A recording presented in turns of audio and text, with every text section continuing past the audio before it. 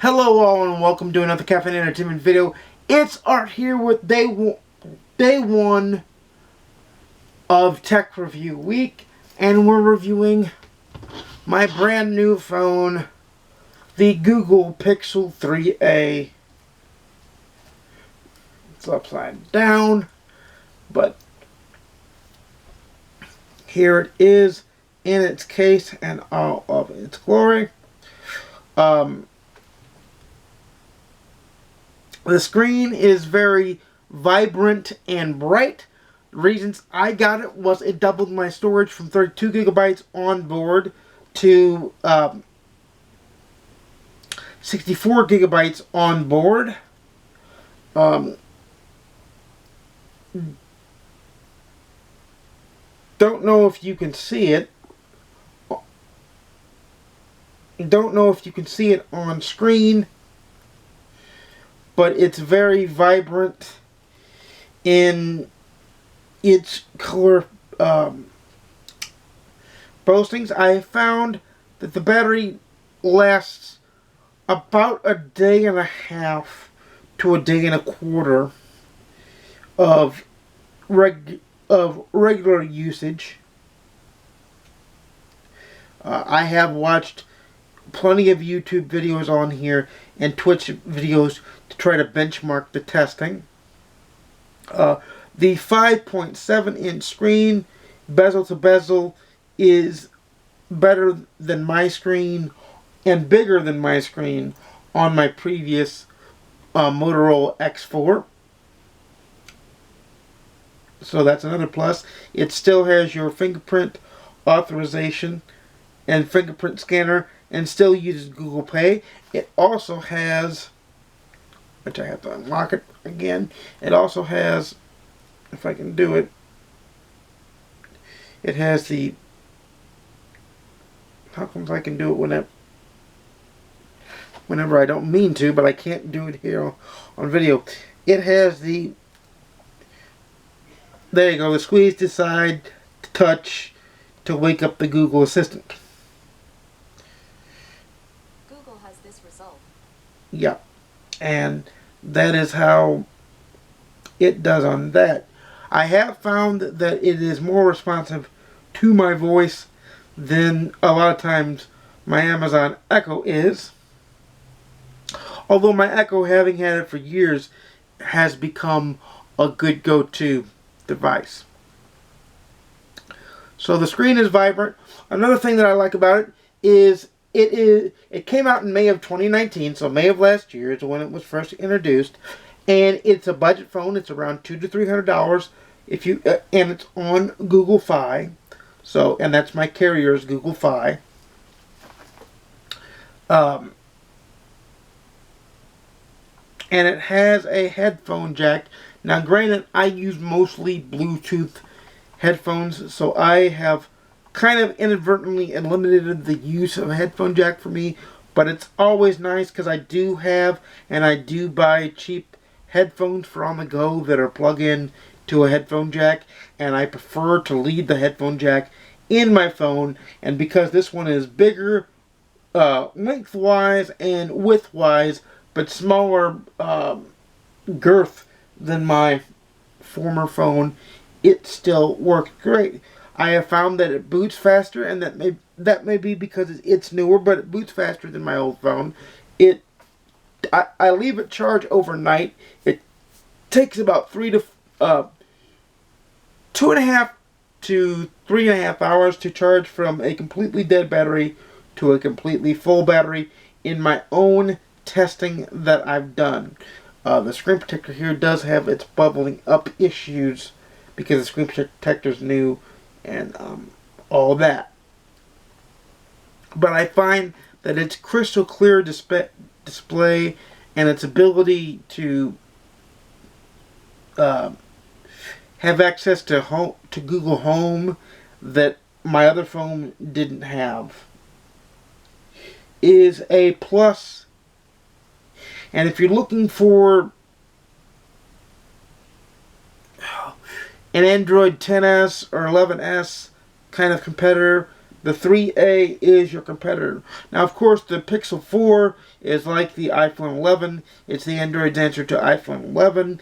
But the 3A is the answer to the S series, the more affordable series.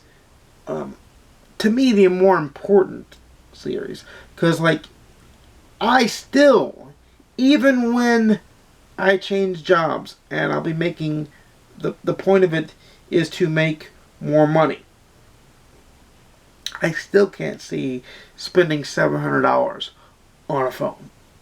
I can't see, like, it doesn't make sense to me to constantly carry around a $700 device. Like, that does not make sense to me whatsoever.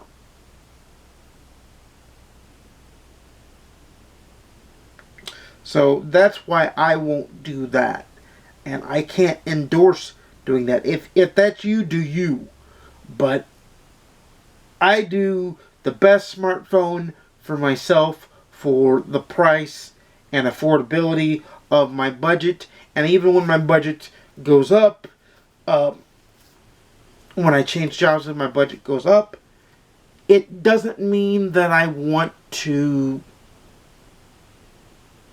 buy ritzier, fancier phones.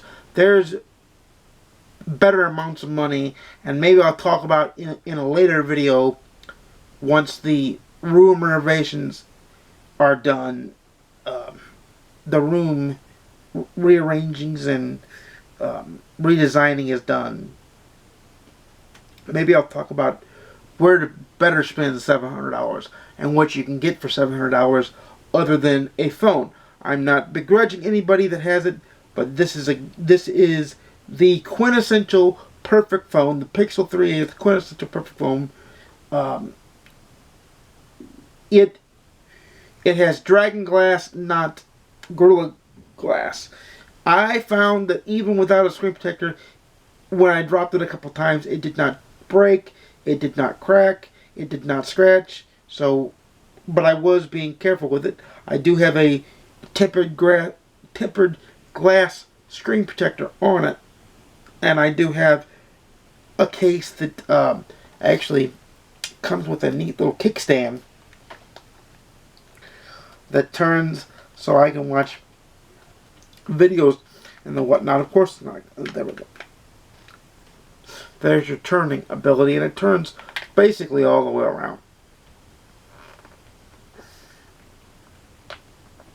But that way, and the loop so you can put your finger through it so that you don't drop it, and all that jazz. So, and the case actually recesses the phone into the case a tiny, tiny bit that keeps it from being broken. But I have found, and I have not reached maximum capacity on my storage, obviously, because I try to handle my storage and I don't download apps that I don't need on my phone. It is not waterproof, but I do have, and I do recommend whenever you buy a big ticket item, whether it be a phone, TV, game console, I recommend buying the extended warranties, because when you're on a budget like I am, and like I'm sure a lot of you are, you want to make sure that this device is going to last you as long as possible, and getting it replaced won't cost you an arm and a leg. That's the important thing. So right now, my review, and maybe I'll do a review a year later. Easier for me to say. I'll do a review next year to let you know how I like it a year on, and maybe a year on after that. If you'd like to see that, leave that in the comments down below. But right now, I am completely adoring this phone. I cannot recommend Google Fi enough. They're a fair company. They're a very personable company because they're available 24/7 and they help you through a lot of things. They're pretty much amazing. So right now, this phone gets a complete recommendation from me. I won't score it because I haven't tested a lot of phones alongside of it. I basically went with the best option that was given to me from my carrier. It works on all other networks, but this specifically works with the Google Fi network, and I got it from the Google Store, which I recommend that if you buy an Android phone, get it from the Google Store. It comes with way less bloatware than if you got it from Sprint, Verizon, or AT&T. Bloatware that you can't remove. So buy it. If you're going to go with an Android phone, buy it from the Google Store. If you're going to go with an iPhone, buy it from the Apple Store. Like, don't buy it from your carrier because it'll come with bloatware. But it's a full recommendation on with me. I will let you know in like a 6-month or a 1-year video how I'm liking it even more. Cannot recommend it enough. And in day 2 of Tech Review Week, we're going to review something that goes hand in hand with this, and I got from my phone carrier as a Christmas present, my Google Nest Mini. I'll explain more of that story when I do that video. But until then, you know I make videos every Monday, Wednesday, and Saturday at 12:30 p.m. Central, 10:30 a.m. Pacific, 1:30 p.m. Eastern. Please like, comment, subscribe if you want to see more. Please ding the notification bell to be notified when I upload a video. If YouTube is working that day, hopefully it is. But you never know with YouTube because YouTube is YouTube. So without further ado, everybody, happy technology. Happy technology is good technology. I'll see you soon, and peace.